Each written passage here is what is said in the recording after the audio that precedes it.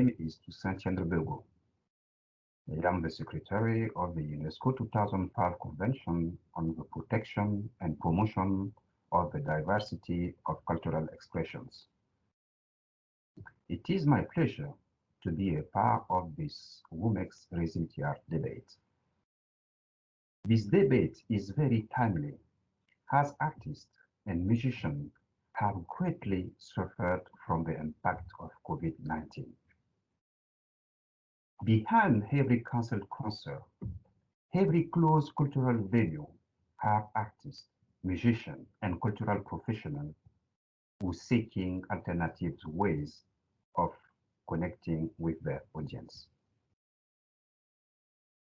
To address the negative impact of the COVID-19 pandemic on the cultural and creative industries, UNESCO launched the Resilient movement in April this year. With this movement, UNESCO wants to build bridges between all stakeholders and to find sustainable solutions that both strengthen the industries and support artists during and after the pandemic. 6 months later, we have recorded more than 170 resilient debates in more than 60 countries.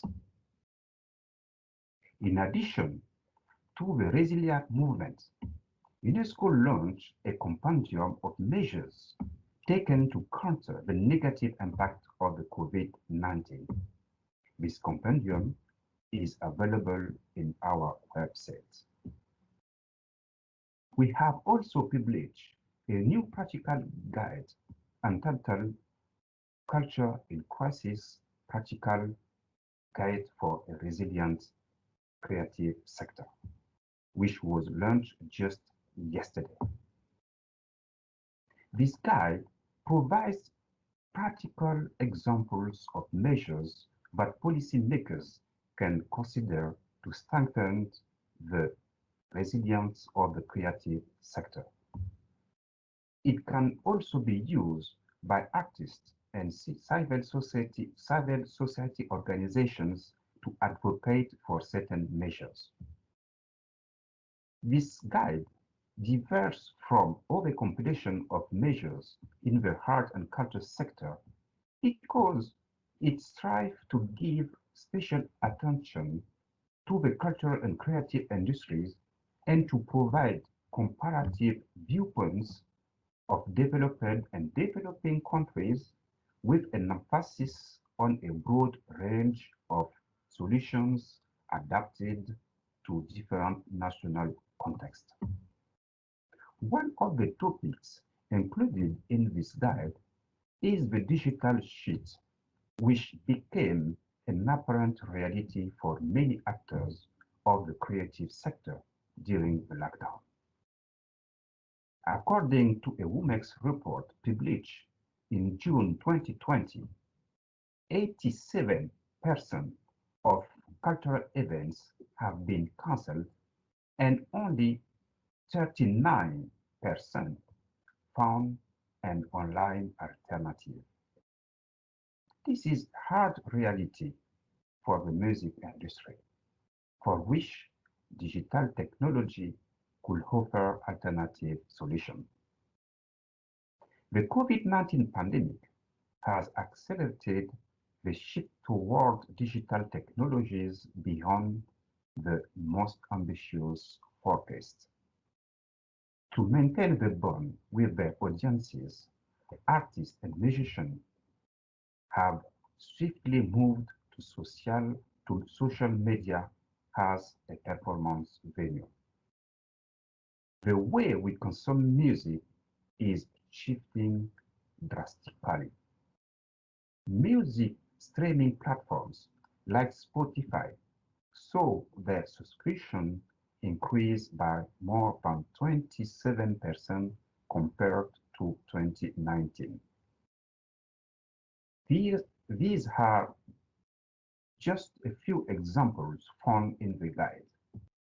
For these examples and more, I would like to encourage you to download the guide on our website, unesco.org/creativity. Despite the increase in digital revenues, the issue of fair remuneration is still not adequately addressed. I am glad that WOMEX has decided to highlight this as a focus of its debate. This practical guide was launched yesterday in the occasion of the 50th anniversary of the UNESCO 2005 Convention. Over the past year, UNESCO, through this convention, has assisted member states and civil society organizations around the world to build policies and implement measures that support the creation, production, distribution, and access to cultural goods and services. Through the International Fund for Cultural Diversity, a funding mechanism on the 2005 Convention, UNESCO has supported more than 30 projects in the music industry. From Mexico to Tajikistan, UNESCO has been able to train young artists, boost national and international markets, and foster regional cooperation. Lastly, I would like also to add that one of UNESCO's mandate is to strengthen the status of artists through the promotion of the UNESCO recommendation concerning the status of the artist, which celebrates its 40th anniversary this year. As I already highlighted, artists have been highly affected by the current COVID-19 pandemic, and one of the main challenges raised has been the lack of protection and economic rights.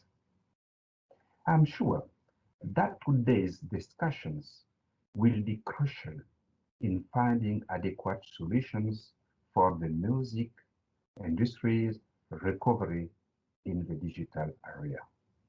Thank you much for your attention.